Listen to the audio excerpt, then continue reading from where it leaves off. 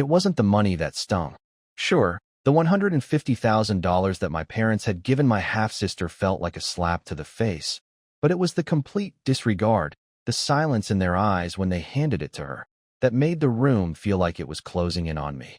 I had spent my entire life believing I was the one they cared about most, that I was the one who mattered, but that moment shattered everything.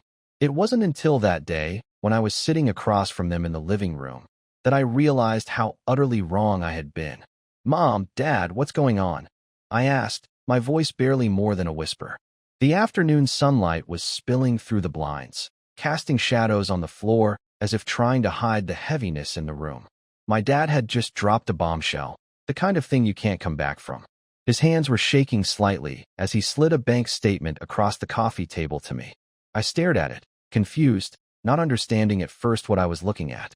My eyes traveled over the numbers, trying to process the significance of the sum. There, in black and white, was a transfer of $150,000. Not to me, but to Sophia, my half-sister, the one I barely saw or talked to anymore. She wasn't even a part of my day-to-day life, but apparently, she was the one who deserved this kind of windfall.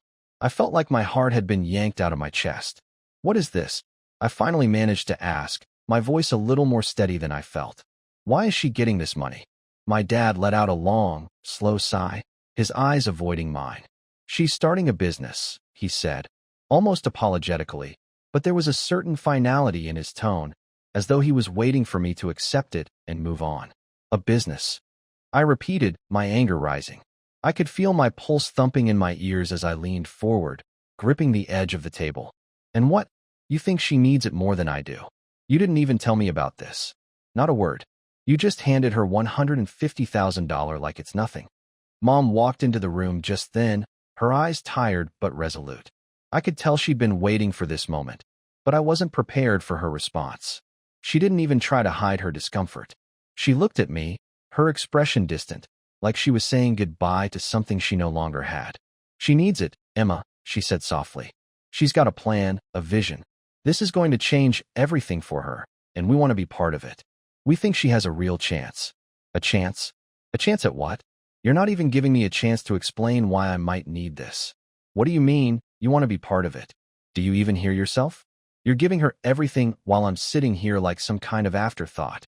My voice cracked with the force of my frustration, and I could feel the sting of tears threatening to break through. "You don't understand, Emma," my mom said, her voice barely audible. She glanced over at my dad, as if looking for support, and he just nodded, his eyes still avoiding mine. She's been through so much. She didn't have the opportunities you did. We've been saving up for years for something like this. You don't need this money, Emma. You're doing fine. But she needs this boost to get ahead." I felt like I was drowning, the weight of her words pressing down on me, suffocating me. "What do you mean? I'm doing fine. You've never even asked me what I need. You don't know what I'm dealing with." I almost shouted, but I couldn't find the strength to yell. My voice was too small, too hurt. My dad stood up abruptly, his face tight with frustration. "This isn't about you, Emma. It's about Sophia. She's struggling, and we're trying to help her. We've made our decision. You need to respect that." That was it. That was when I understood. It wasn't just the money. It was the lie I had been living for years. The lie that I was the one they cared about. The lie that everything was fine. The truth hit me like a freight train, and suddenly, the room felt smaller, colder. My parents weren't the people I thought they were. They were just people who chose sides. And in their eyes, I wasn't the one that mattered anymore. I didn't say another word. I couldn't. I just stood up, my heart pounding in my chest, and walked out of the room. The sound of the door closing behind me felt like the final nail in the coffin. I didn't know where I was going, but I couldn't stay there anymore. Not after everything they'd just thrown at me. The days after that conversation felt like I was living in a world that wasn't my own. I went through the motions of my life. Work, errands, the small talk with friends, but it was all hollow. The one thing I couldn't shake, though, was that nagging feeling that something was deeply wrong. I had always been the one they leaned on. I was the daughter who got the praise for good grades, who had their attention when it came to my career, my future. But now, I was just invisible.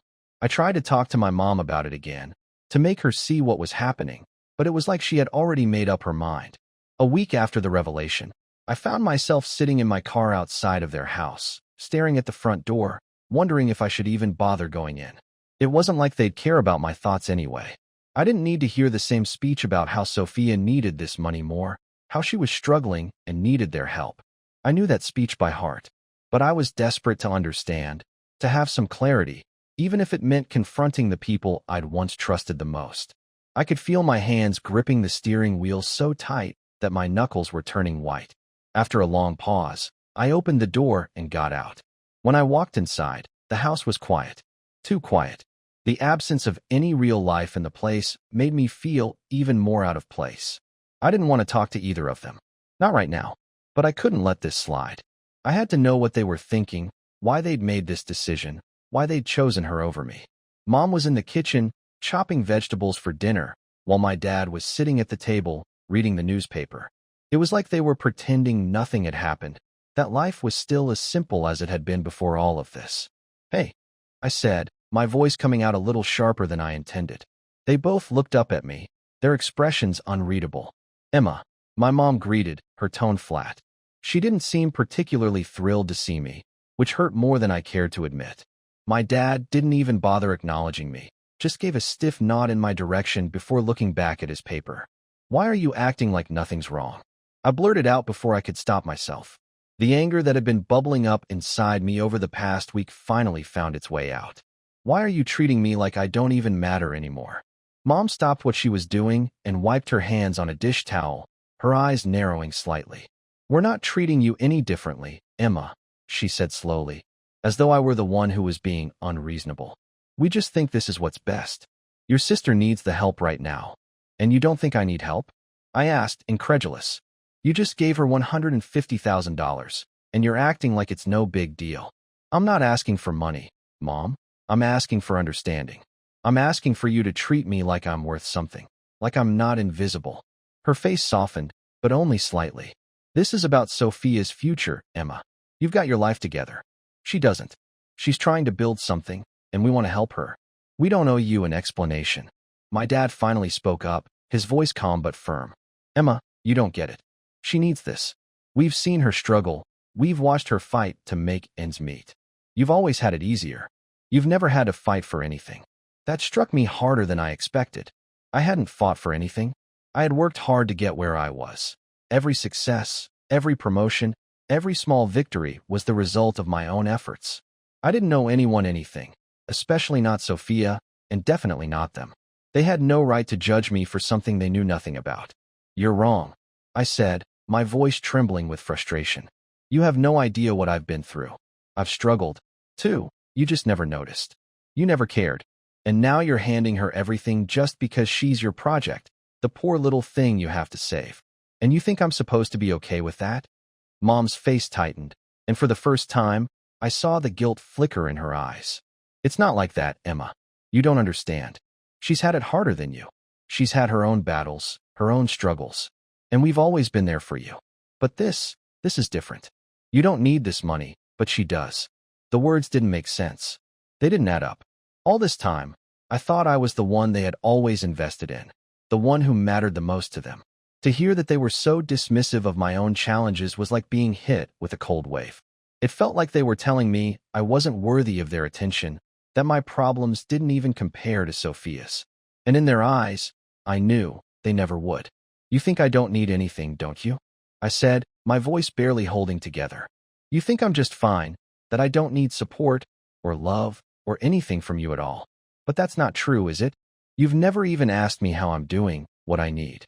You've just decided, without even talking to me, that Sophia deserves everything. And I'm supposed to be fine with that." "I never said you had to be fine with it," my dad shot back, his voice growing sharp. "But we've made our decision. It's done." I felt like the world was slipping away from me. I had always trusted my parents, believed in them. But now, I was seeing them for who they really were. People who were ready to abandon me, to discard me, just for the sake of feeling like they were doing something good. It wasn't about Sophia. It was about them trying to fix a problem they thought needed fixing. And I was nothing more than collateral damage. "I don't know who you are anymore," I whispered, my heart pounding in my chest. "I don't know if I ever did." With that, I turned and walked out of the kitchen, the weight of their indifference hanging heavy in the air behind me. I didn't know where I was going, but I couldn't stay there. I needed to get away. I needed to breathe. I had to figure out who I was now that everything I had believed about my family had crumbled to dust. I spent the next few days barely leaving my apartment. The silence that hung over me felt unbearable, like I was suffocating in my own thoughts. I couldn't escape the feeling that I was losing everything. My family, my place in their lives, even myself. The anger was still there, churning inside me, but it was slowly being replaced by a deep, gnawing sense of betrayal. I couldn't stop thinking about how my parents had just discarded me like I didn't matter anymore. They had made their choice, and I was left out of it. The realization stung more with each passing hour. I didn't know who I could turn to. My friends had their own lives, their own problems, and I didn't want to burden them with mine. So, I tried to bottle it all up, tried to carry the weight of my frustration and hurt on my own. But it didn't take long for that to become impossible. I needed someone who understood. I needed someone who could help me make sense of this madness. That's when I ran into Sarah. She wasn't a close friend of mine, not really. We had known each other through work, but we hadn't spent much time together outside of the office. Still, there was something about her, something in the way she listened when I spoke, the way she seemed to understand without judgment. I had always admired that about her, but I never thought it would lead to anything meaningful. I wasn't planning to reach out to her, not really. But one evening, I found myself texting her, telling her I needed to talk. I was surprised when she agreed almost immediately. We met at a small coffee shop near my apartment the next day. As soon as I saw her walk in, I felt a sense of relief. At least someone cared enough to listen, even if it was just for a few hours. "Hey," she greeted me, offering a smile that felt like a small breath of fresh air. "How have you been?" I shrugged, not sure how to answer. "Not great, to be honest. My family, they've basically shut me out. I don't know what to do." We sat down, and I told her everything. I told her about the money, about how my parents had given Sophia $150,000 without even consulting me, about how they had completely ignored my own struggles. Sarah listened carefully, nodding every so often, but she didn't interrupt. She just let me speak, which, at that moment, was exactly what I needed. When I finished, I was almost too exhausted to keep talking. The anger had been replaced by a hollow emptiness, and I felt like I was drained of everything. "I just don't get it," I said, staring down at my coffee cup. "How could they do this to me? After everything, how could they just turn their backs on me?" Sarah was quiet for a moment, her fingers wrapped around her own cup, as if she were thinking carefully about her response. "Have you ever considered that maybe this isn't about you?" she asked slowly. I looked at her, confused. "What do you mean?" "I mean, maybe it's not about you at all," she repeated. "Maybe it's about them trying to make up for something they feel guilty about. Maybe they're trying to fix a mistake they made years ago. Sometimes, people act out of guilt, not love." Her words hit me like a punch in the gut. I had never considered that. I had always thought of my parents as these perfect, untouchable figures in my life, but maybe they weren't. Maybe they were just people who made mistakes, who had their own regrets, their own things they were trying to fix. I wasn't sure I could accept that, but the possibility lingered in the back of my mind. "What do you mean by guilt?" I asked, my voice barely a whisper. "What could they feel guilty about?" Sarah hesitated, then set her cup down, meeting my eyes. "I don't know for sure," she said. "But have you ever looked into Sophia's past? Really looked into it?" My stomach twisted. "What do you mean?" "I don't know anything about her life outside of what my parents tell me. But they always said she was fine, that she was doing okay. She has her own problems, but they never made it seem like it was anything major." "Do you think that's true?" Sarah asked, her gaze sharp. "Or do you think they've been keeping things from you? I mean, they've obviously been keeping something from you, right?" I hadn't considered that. I had always assumed that what I saw was the whole picture, but maybe there was more to the story. Maybe there was something I didn't know, something that was driving their behavior, something that made them act this way. I couldn't shake the feeling that Sarah was right. There was more going on than I had been told. "I don't know," I muttered, staring into my coffee, the bitterness of it mirroring how I felt. "But I'm going to find out. I have to." The next few days were spent digging through every piece of information I could find about Sophia. I went through her social media, looking for any clue about her life that might explain why my parents were so eager to give her everything. I reached out to a few of her old friends, people I knew from school, hoping they could shed some light on what was really going on. What I found surprised me. Sophia had been living a life that my parents had never mentioned to me. She had been through financial hardships, yes, but that wasn't the full story. She had been in a toxic relationship that had drained her emotionally, and from what I could gather, her business idea wasn't as successful as my parents believed it would be. It was risky, unstable, and had little chance of turning a profit. The more I dug, the more I realized that my parents' decision to invest in her wasn't based on some grand vision for her future. It was based on their guilt for not being there when she needed them most. The realization hit me hard. It wasn't that they loved her more, or that they thought she deserved it more. It was that they were trying to make up for past mistakes. They felt responsible for the mess her life had become, and they thought giving her money would fix everything.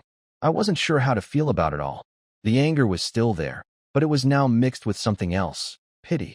My parents were just trying to make things right, but they had no idea how much they had hurt me in the process. And now, I was left to pick up the pieces of my own life. It wasn't easy confronting my parents again. The more I learned about Sophia's past, the more I understood why they had made the decision to help her. But none of it made me feel any better. It didn't erase the way they had dismissed me, the way they had pushed me aside as if I were just another person who would always be fine, who would never need anything from them. I had tried to convince myself that their decision made sense, that they were just doing what they thought was best, but the truth was I wasn't sure I could forgive them. Not yet. Not after everything. The day I decided to confront them again, I knew it wouldn't be easy. It wasn't about the money anymore. It wasn't about whether they gave it to Sophia or not. It was about something deeper. It was about how they had never seen me for who I truly was, how they had never trusted me enough to be part of any major decision in their lives. I sat in their living room, feeling the weight of the silence hanging between us. My mom was sitting on the couch, her hands folded neatly in her lap. My dad was pacing back and forth, his movements restless. They knew this conversation was coming, and they knew it wasn't going to be pleasant. I could see it in their eyes. But I didn't care anymore. I was tired of being the silent, understanding daughter. I was tired of accepting their explanations that never made sense to me. "I know you think you did the right thing," I said, breaking the silence. My voice was calm, but I could hear the anger just beneath the surface. "But what you did wasn't right. You didn't even give me a chance to explain. You just made a decision without consulting me, without asking me what I needed, what I felt. You acted like I didn't matter." My dad stopped pacing and turned to look at me, his eyes narrowing slightly. "We didn't think you needed anything, Emma. You're strong. You always have been. We've watched you handle things on your own, and we thought that was enough." "That's the problem," I said, frustration leaking into my voice. "You never asked me if I needed help. You never thought to include me in any of this. It's like you've decided I'm just fine, that I don't need anything, that I'm invincible. But I'm not. I'm not perfect. I'm not some robot who can just keep going without any support." My mom shifted uncomfortably in her seat, her eyes avoiding mine. "We've always been proud of you, Emma. You've never needed anything from us. You've built your own life, your own career. We thought you were happy." "I am," I said almost too quickly. But it wasn't true, was it? I wasn't happy. I had been pretending to be, pretending that everything was fine, but the truth was that I felt hollow. I felt like I was invisible in my own family. But that's not the point. It's not about what I've done. It's about what you've done to me. You didn't trust me enough to be a part of this. You didn't trust me enough to talk to me about Sophia. You just made a decision and assumed I'd be okay with it. You don't understand, my dad said, his voice tight. We've been trying to fix something for years. You don't know what it was like for us, the things we couldn't fix, the things we couldn't change. We thought this was the right thing to do. We thought we were helping her." I shook my head, the anger flaring up again. "But you didn't think about how this would affect me. You didn't think about how it would feel to be left out, to be treated like I was some afterthought. You didn't think about how I would feel when I found out you gave her everything, when you made it clear that she needed help more than I did." "We didn't mean to hurt you," my mom said, her voice barely above a whisper. I could see the guilt on her face, the uncertainty in her eyes. "We just wanted to do what was best for everyone." "Well, you didn't," I shot back. "You didn't do what was best for me. You didn't even ask me what I needed. You didn't even give me a chance to be part of this decision. You just made it without thinking." There was a long silence after that. My mom's hands were shaking slightly, and my dad was staring down at the floor, his jaw clenched. I could tell they were both struggling with their own guilt, but it didn't change what had happened. It didn't change how I felt. "You've never understood," I said, my voice low, but steady. I've always had to be the strong one. I've always had to take care of everything myself. I've had to make sure I didn't need anyone, because I knew you'd never ask. You'd never offer to help, and I was too afraid to ask. I was afraid of what would happen if I did. My mom's eyes finally met mine, and for the first time, I saw something in them, something that looked like remorse. Emma, we've failed you, she said softly, her voice thick with emotion. We didn't mean to push you away. We didn't mean to make you feel like you didn't matter. I shook my head, not knowing if I could accept her apology. It's not just about the money, Mom. It's about everything. It's about how I've always had to fight for myself because you never saw me as someone who needed anything. You never saw me as someone who could be vulnerable. I'm sorry, my dad said quietly, his voice hoarse. We've made so many mistakes. I wish we had done things differently. The words felt like a hollow promise. They were sorry now, but what did it mean? Would they change? Could they even understand what they had done to me? I wasn't sure. I didn't know if I could forgive them right away, but hearing them admit that they had failed me, it was a start. It wasn't enough to undo the hurt, but it was something. For the first time in a long time, I let myself breathe. Maybe this wasn't the end. Maybe it wasn't even the beginning of the end. But it was a moment of clarity. The truth had come out, and I had said what I needed to say. Whether or not they could change was something only time could tell, but for now, I could finally stop pretending. The days that followed my confrontation with my parents were filled with uncertainty. There was no grand gesture, no immediate change in the way things were. But something had shifted, something I couldn't quite name, but I felt it in the way my parents looked at me now, the way they seemed more aware of the space they occupied in my life, and how they now took a step back to let me breathe, to let me decide what I wanted to say, what I needed. There was still a lot of tension between us, but at least they weren't dismissing my feelings anymore. At least I wasn't invisible to them. A few days after the conversation, my dad called me. The phone buzzed on my kitchen counter as I sat with a cup of coffee, staring at nothing in particular.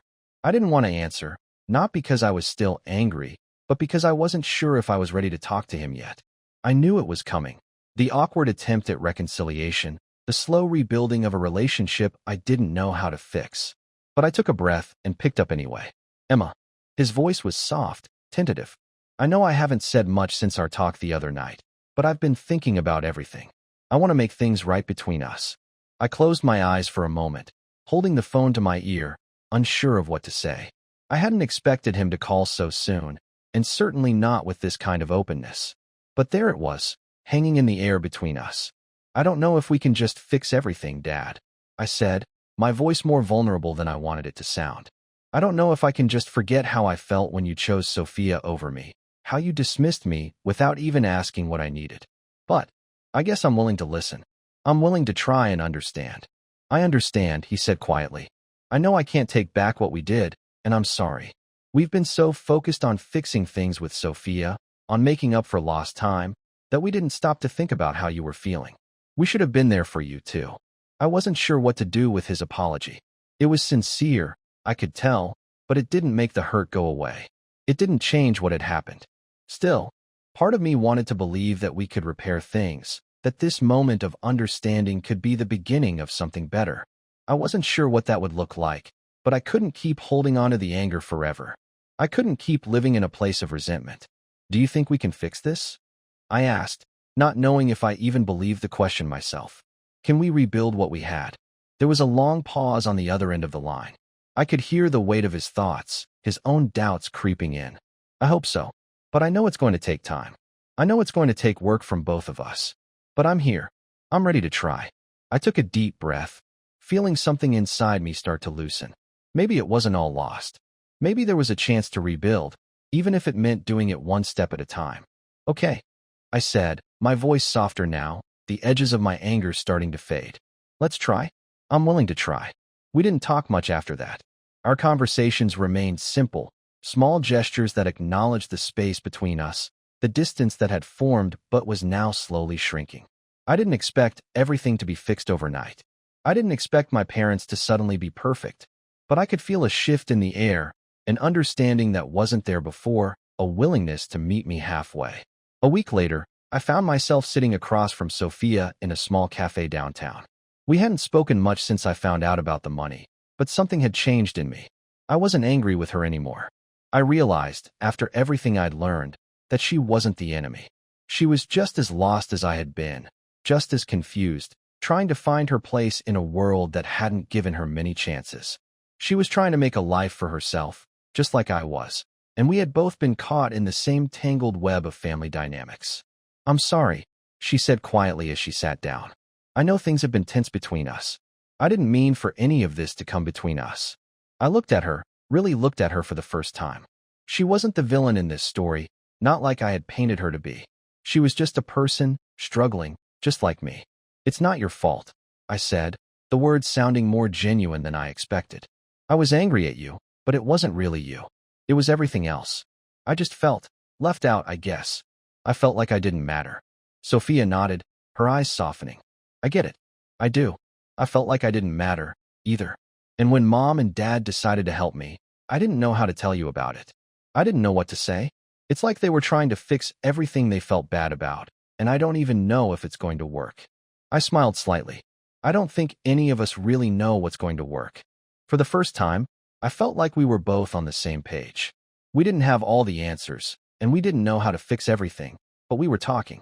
We were trying. And that, for now, was enough.